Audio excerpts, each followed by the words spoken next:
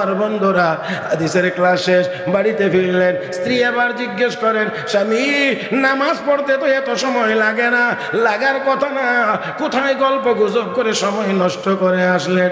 বিবি গো, সময় নষ্ট করি নাই, হাদিসের ক্লাস শুরু হয়েছে, যে অনেক দিন হয় এমন ক্লাসে বসার সুযোগ হয় না, এই জন্যে হাজার হাজার মানুষের সাথে আমিও বসে গিয়েছিলাম। ওগো স্ত্রী শোনো, আজকে এমন একজন মুহাদ্দিস আল্লাহর নবীর হাদিসের ব্যাখ্যা দিতেছিলেন, যার জবান থেকে নবীর হাদিসের সুন্দর ব্যাখ্যা শুনে আমার ঈমান তাজা হয়ে গিয়েছে, আখিরাতের চিন্তা আমার চোখ দিয়ে পানি বের হয়ে গেছে। এত মজার হাদিসের ক্লাস থেকে উঠে আসতে পারি না, এই জন্য যতক্ষণ হাদিসের ক্লাস চলছে আমিও বসে বসে শুনেছি। স্ত্রী ডাক দিয়ে কো, স্বামী গো, তাই যদি হয়ে থাকে তাহলে বলেন তো, এমন একজন মুহাদ্দিস যদি টাকার বিনিময়ে কিনতে হয়, তাকে কত টাকা দিয়ে কেনা যাইতে পারে? হ্যাঁ বেবি, তুমি কি বল, এটা কি কোনো বেচা কেনার জিনিস নাকি? রাজা বাদশার বিশাল ধনভাণ্ডারটিও যদি দিয়ে দেওয়া হয়, তারপরেও তো এই মুহাদ্দিসের উপযুক্ত মূল্য হবে না। স্ত্রী অতি আনন্দের কারণে চোখ দিয়ে পানি বের হয়ে গেছে, ডাক দিয়ে কো, স্বামী সুসংবাদ গ্রহণ করেন, যেই সন্তান গর্ভে রেখে বিদেশ চলে গিয়েছিলেন, আর বিদেশ থেকে ফিরে বাড়ির গেইটে এসে যেই যুবককে দেখে রাগ করেছিলেন, এই যুবক আর কেউ না, আপনার রেখে যাওয়া সন্তান এই যুবকে পরিণত হয়েছে।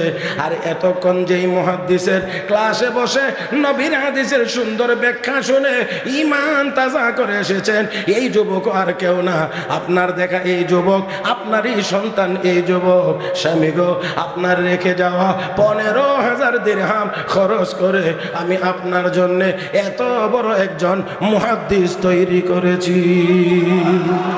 হযরত ইমাম রবিয়াতুর রায় রাহমাতুল্লাহি আলাইহির বাবা 16 বছর পরে বাড়িতে ফিরলেন।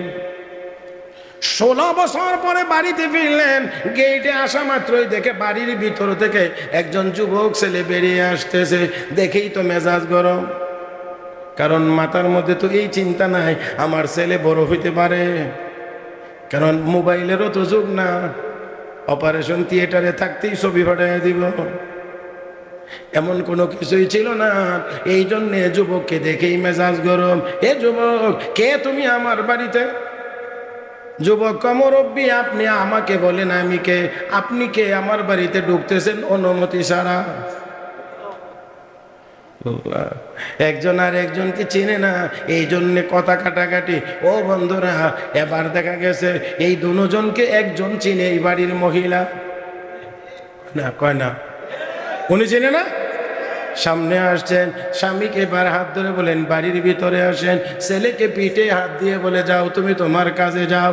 বাড়িতে আসলে কি হবে, মেজাজ তো গরম হয়ে গিয়েছে। এই জন্যে বাড়ির ভিতরে এসে স্ত্রীকে বলতে আসে, 15,000 দিরহাম দিয়ে গিয়েছিলাম, কোথায় খরচ করেছো জবাব দাও। মহিলা বুঝতে পেরেছেন, ওই যে বাড়িতে এসে গেইটে যুবক ছেলে দেখে মেজাজ গরম। এই মেজাজ গরমের বহিঃপ্রকাশ হলো এই কথা।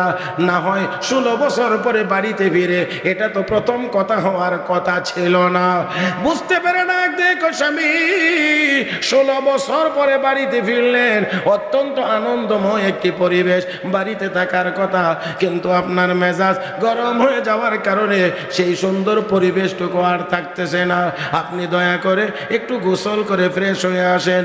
16 বছর পরে বাড়িতে ফিরলেন, আমি একটু রান্না করি, আপনি একটু খাওয়া দাওয়া করেন, আগে একটু শান্ত হন, তারপরে আমি সব কথা খুলে বলবো। আপাতত রাজি হয়েছে, গোসল করে আসলেন ফ্রেশ, এখন এমনিও মেজাজ ঠান্ডা, ঠিক মতো খাইলেন খাওয়াইলেন। আমার বন্ধুরা, ইতিমধ্যেই মসজিদে নববীতে আজান শুরু হয়ে গেছে। আমার ভাইয়েরা, মহিলা ডাক দিয়ে কো, স্বামী গো, আজান শুরু হয়ে গেছে, আগে নামাজ পড়ে আসেন, তারপরে বাকি কথা হবে। তাতে করে বোঝা যায় মহিলাটি দিনদার আল্লাহ ওয়ালি ছিলেন। এই জন্যে স্বামী রেখো নামাজটা আগে পড়ে আসেন। আর আমাদের বিবিরা, আল্লাহ মাফ করুন, অধিকাংশদের কথা হলো রাখো, এখন যাও না, আরো পরে হ্যাঁ, যাইতে চাইলেও দেয় না। ও বন্ধুরা, আল্লাহর বান্দি কর নামাজ আগে পড়ে আসেন, তারপরে কথা হবে। নামাজ পড়ার জন্য চলে গেছেন, নামাজের জামাত যখন শেষ ঘোষণা হয়েছে আল্লাহর নবীর হাদিসের ক্লাস হবে, বলা মাত্রই হাজার হাজার ছাত্ররা মসজিদের ভিতরে বসতে আরম্ভ করেছে। মজলিসের শেষ প্রান্তে উনিও বসে গিয়েছেন। এত বড় মজলিস, এত মানুষ হাদিসের ক্লাসে বসবে, আমিও একটু বসি। হাদিসের দর্শ শুরু হয়ে গিয়েছে, দর্শ শুরু হয়েছে। নবীর হাদিসের এত সুন্দর ব্যাখ্যা শুনতেছেন, মজা লেগে গেছে, মন ভরে যাচ্ছে, ঈমান তাজা হয়ে যাচ্ছে। এই জন্য মজলিস থেকে আর উঠে আসতে পারেন নাই। যতক্ষণ হাদিসের ক্লাস চলছে উনিও ততক্ষণ বসে বসে শুনছেন। আমার বন্ধুরা, হাদিসের ক্লাস শেষ, বাড়িতে ফিরলেন। স্ত্রী আবার জিজ্ঞেস করেন, স্বামী নামাজ পড়তে তো এত সময় লাগে না, লাগার কথা না, কোথায় গল্প গুজব করে সময় নষ্ট করে আসলেন? বিবি গো, সময় নষ্ট করি নাই, হাদিসের ক্লাস শুরু হয়েছে, যে অনেক দিন হয় এমন ক্লাসে বসার সুযোগ হয় না, এই জন্যে হাজার হাজার মানুষের সাথে আমিও বসে গিয়েছিলাম। ওগো স্ত্রী শোনো, আজকে এমন একজন মুহাদ্দিস আল্লাহর নবীর হাদিসের ব্যাখ্যা দিতেছিলেন, যার জবান থেকে নবীর হাদিসের সুন্দর ব্যাখ্যা শুনে আমার ঈমান তাজা হয়ে গেছে। আখিরাতের চিন্তা আমার চোখ দিয়ে পানি বের হয়ে গেছে। এত মজার হাদিসের ক্লাস থেকে উঠে আসতে পারি না, এই জন্যে যতক্ষণ হাদিসের ক্লাস চলছে আমিও বসে বসে শুনেছি। স্ত্রী ডাক দিয়ে কো, স্বামী গো, তাই যদি হয়ে থাকে তাহলে বলেন তো, এমন একজন মুহাদ্দিস যদি টাকার বিনিময়ে কিনতে হয়, তাকে কত টাকা দিয়ে কেনা যাইতে পারে? হ্যাঁ বেবি, তুমি কি বল, এটা কি কোনো বেচা কেনার জিনিস নাকি? রাজা বাদশার বিশাল ধনভাণ্ডারটিও যদি দিয়ে দেওয়া হয়, তারপরেও তো এই মুহাদ্দিসের উপযুক্ত মূল্য হবে না। স্ত্রী অতি আনন্দের কারণে চোখ দিয়ে পানি বের হয়ে গেছে। ডাক দিয়ে স্বামী সুসংবাদ গ্রহণ করেন, যেই সন্তান গর্ভে রেখে বিদেশ চলে গিয়েছিলেন, আর বিদেশ থেকে ফিরে বাড়ির গেইটে এসে যেই যুবককে দেখে রাগ করেছিলেন, এই যুবক আর কেউ না, আপনার রেখে যাওয়া সন্তান এই যুবকে পরিণত হয়েছে। আর এতক্ষণ যেই মুহাদ্দিসের ক্লাসে বসে নবীর হাদিসের সুন্দর ব্যাখ্যা শুনে ঈমান তাজা করে এসেছেন, এই যুবক আর কেউ না, আপনার দেখা এই যুবক, আপনারই সন্তান এই যুবক। স্বামী গো, আপনার রেখে যাওয়া 15,000 দিরহাম খরচ করে আমি আপনার জন্য এত বড় একজন মুহাদ্দিস তৈরি করেছি।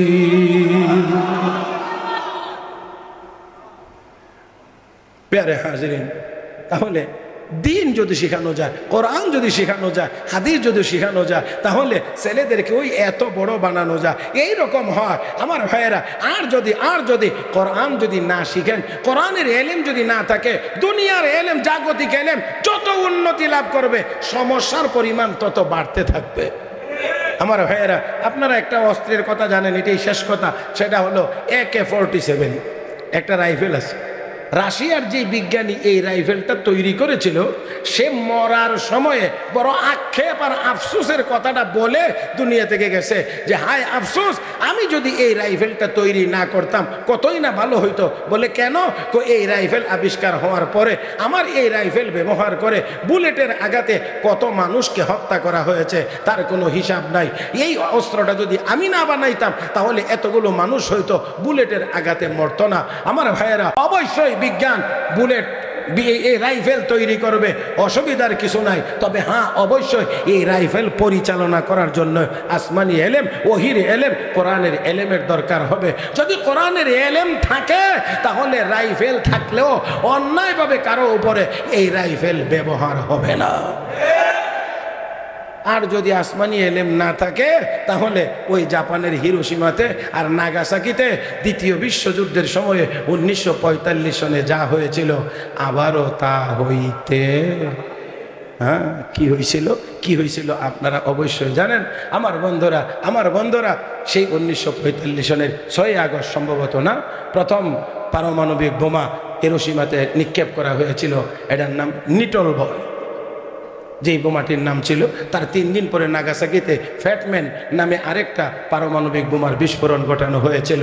আমার ভাইয়েরা, যতদিন পর্যন্ত কোরআনের এলেম দ্বারা দুনিয়ার জাগতিক এলেমকে পরিচালিত করা না যাবে ততদিন পর্যন্ত এমন অন্যায় অপরাধ হইতেই থাকবে। আর যদি কোরআনের এলেম ভিতরে ঢুকায়া দেওয়া যায় তাহলে অবশ্যই ওই সাহাবায়ে কেরাম যাদের হাতে অস্ত্র থাকতো তারাই এক সময়ে অস্ত্র ফেলে দিয়ে আরেকজনের খাদেম হয়ে গেছে। হ্যাঁ, শুধু খাদেম হয়ে গেছে তা না, মদিনার আনসারি সাহাবীরা মক্কার সাহাবীদেরকে এমনও বলছেন, দেখো আমার দুইজন স্ত্রী আছে, কোনটা তোমার পছন্দ হয়, যার পছন্দ হয় তুমি বলো, আমি তাকে তালাক দিয়ে দেব, তুমি বিয়ে করে নেবা। কি পরিমাণ! আমার বন্ধুরা, সাহাবীর বাড়িতে মেহমান আসছে, আর এই মেহমানকে খানা খাওয়াইলে নিজেরা খাইতে পারবে না, নিজেরা খাইলে মেহমানকে খাওয়াইতে পারবে না, এই পরিমাণ খাবার। স্বামী স্ত্রী পরামর্শ করছে, মেহমানকে তো খাওয়াইতে হবে, মেহমানদারি তো করতে হবে। আমরা কি করব? আমি মেহমানের সাথে খাইতে বসবো, কারণ মেহমান আমাকে ছাড়া বসবে না, তো বসলে খানা শুরু হবে, তখন তুমি কৌশল করে বাতিটা নিভাইয়া দিবা, অন্ধকারের ভিতরে খানা চলবে, মেহমান খাইবে আর আমি মেহমানের সাথে খানার ভান করব, হাত উঠাইব নামাইব, মুখের আওয়াজ করব, মেহমান বুঝবে আমিও খাইতেছি, আসলে আমি খাবো না, সবটাই মেহমানকে খাওয়াবো। ওয়ায়ুসিরুনা আলা আনফুসিহিম ওয়ালাউ কানা বিহিম খাসাসা। প্যারে হাজিরিন, ওই এমন মানুষ বানায়া দেয় ওই ওহির এলেমে। আর আমরা এখন মসজিদেও জুতা চুরি করি। হ্যাঁ, মসজিদেও লিখে রাখতে হয় জুতা চোর হইতে। হায় হায়, এর চেয়ে আর লজ্জা কি হতে পারে? মসজিদের ভিতরে লিখে রাখতে হয় জুতা চোর হইতে। প্যারে হাজিরিন, তাহলে এবার ভাঙ্গাসোরা কিছু কথা বলছি। আসলে এত বড় বড় উলামায়ে কেরামের সামনে ওয়াজ তো না, মানে সবক শোনানোর মতো আর কি, একটু সবক শোনাইছি। যেমন ছাত্ররা উস্তাদের সামনে সবক শোনায়, আমি একটু শোনাইলাম আর কি। এর মধ্যে ভুল ত্রুটি যদি হয়ে থাকে আল্লাহ যেন মাফ করে দেন। আমলযোগ্য কথাগুলোর উপরে আল্লাহ যেন আমলের তৌফিক দান করেন, বলি আমিন। এই যতটুকুই আলোচনা করেছি এই সবটুকু মিলাইয়া একটা রেজাল্ট তো বের করতে হবে। এবার একটু আওয়াজ করে বলেন, তাহলে এমন মাদ্রাসার তার কোনো দরকার নাই? যারা বলেন নাই তারা কিছুটা এখনো দ্বিধার মধ্যে আছেন না? আমি আবারও বলছি, এই মাদ্রাসাগুলোর দরকার নাই। আছে আছে আছে, অবশ্যই আছে।